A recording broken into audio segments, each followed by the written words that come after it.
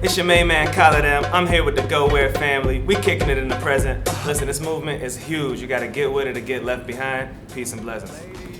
Hey guys, this is DeLeon with GWHQ.com, and today we are at Gowhere headquarters with Khaled M. How are you doing today? I'm good. I'm feeling blessed. How you doing? Good.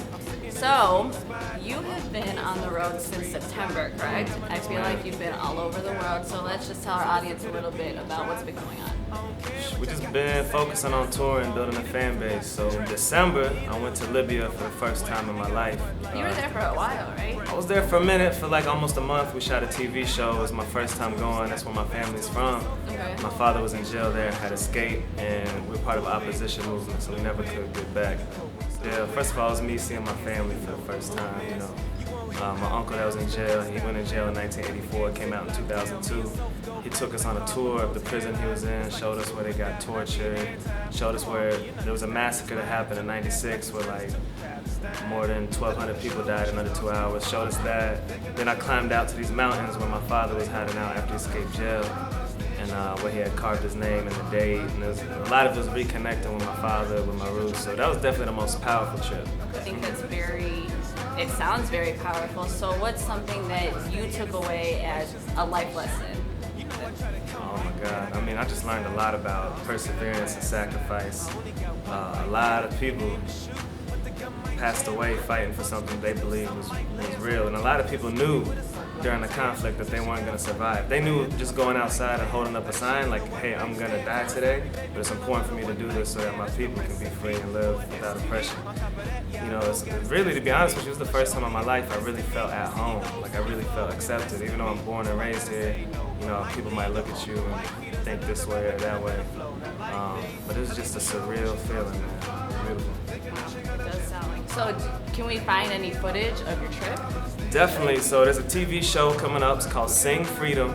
It's a documentary-style music show, sort of like MTV Diary, where every episode focuses on a different artist, except this is based on international artists. So it was cool, and you know, it was a dope experience, because everywhere I went I had like 7, 8 people, film crew following me. Of course, the people there weren't used to it. I went out to this mountain, like mountainous village area where my father's from. It's like real basic. They don't have internet. They never seen nothing like it. So I'm meeting my family for the first time, and it's really like a hello to reality TV moment. Everybody's outside, they lined up, I'm hugging people, I'm kissing people, everybody's crying or smiling and laughing. We get done and we go inside the house, and the director's like, cut, that was beautiful, but can you guys do it again and close the door behind you this time? That was beautiful. And my family was like, oh wow. But they were cooperative, it was cool, there's a lot of awkward moments like that, but it was amazing, man. I really can't wait to share it. I can't wait for everybody to see like my journey.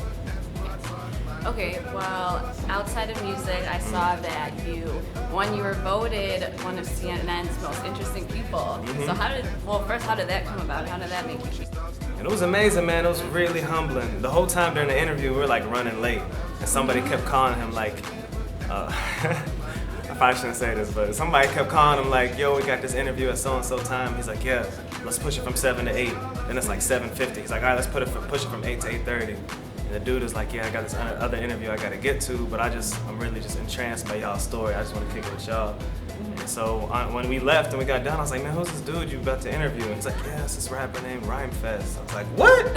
Rhymefest is a lot bigger than me, man. You need to head on over there. But it was cool, man. It's beautiful. It's humbling, man. I really didn't do anything. Like, I'm living here. There's people, especially back home in Libya, that sacrificed their lives, that really gave it their all. I just happen to be in a easy position to get noticed, you know. Okay, so when can we expect to see your EP? I've learned in this business not to put out a release date. What I will say is we're working on it now.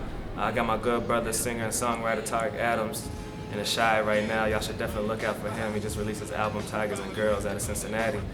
And we're working on writing my first EP, like I said. And then while I'm in Libya, we have a studio out there. So I'm trying to really record the whole summer. And so regardless of when the product comes out, it's gonna be dope. But in the meantime, we'll have a lot of videos and updates to keep y'all. Our next project that we're releasing is Cloud Conversations, music video directed by Rafa Anderson, who his first music video that he ever did was my video for Lights Out. Before that, he had just done documentaries and commercials and things of that sort. And after he shot that first video, he's just really taken off. Him and Will Gates have partnered up.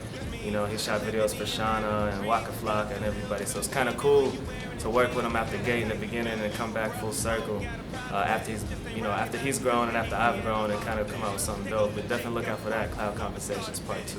What do you think every morning when you wake up? Because now it's just back-to-back tours, and just, what was it, a year ago? It was just first creating even a Facebook page. Yeah. So what do you really feel? Like, let it all out. Honestly, this music stuff, I'm gonna be real with you, man. I'm just waking up trying to be the best person I can be and improve myself. You know, anything that happens, the music career is a blessing.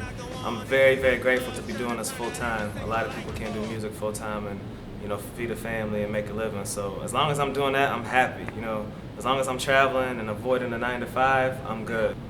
Well, you're doing a great job, and I Appreciate can't it. wait to see Thank where you, you'll be a year from now. Let's just pull away from music for a little bit. You haven't been in your hometown, Chicago, since September. Yeah. So what did you miss the most? I've had some spot dates and some shows in Chicago, but like you said, I haven't had like 2 weeks in a row here, man. I miss it, and I'm coming. I ain't gonna lie, like we avoided Chicago in the wintertime on purpose. Like we toured in the South and West Coast and went overseas, but I'm here at the perfect time, summertime shy.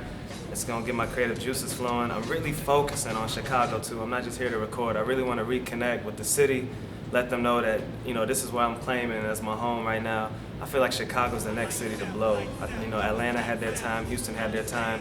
Chicago's always had superstars, but it's never been like a collective unit. And I feel like there's so many artists that are on the brink of stardom right now coming from Chicago. I'm excited to be a part of it. And it's cool, I've been doing my own thing, but now I think it's a time where we're gonna start collabing. You're gonna see a lot of work between me and some other artists. And now I'm just trying to get in with the actual like hip hop scene and connect my fan base was a little bit left of that, with the mainstream Chicago fan base. Well, I know you'll be able to do that. You have a great following and everything. So before we go, can you tell our audience where they can follow you more closely, get your music, Yes. find all that footage? But just remember, this is Khaled M. So thisisKhaledM.com, Facebook.com/thisisKhaledM. I think we're at like 12,000 fans. We're trying to get that up. Twitter.com/thisisKhaledM or @thisisKhaledM. YouTube/thisisKhaledM. Or just Google it, Khaled M. You'll find all the links, KHALED. And I'll talk to y'all soon. I respond to everybody. As long as I see it, I'm trying to connect with y'all. I'm trying to talk to y'all. So definitely holler at me, hit me up. Okay. Well, thank you so much for your time, and again, congratulations on all your success. Appreciate it. All Peace right. and blessings. Wanna see me with a label? Son, you out of rhyme. There's not a lot of time. You got a sign on the dotted line. Now I'm losing patience like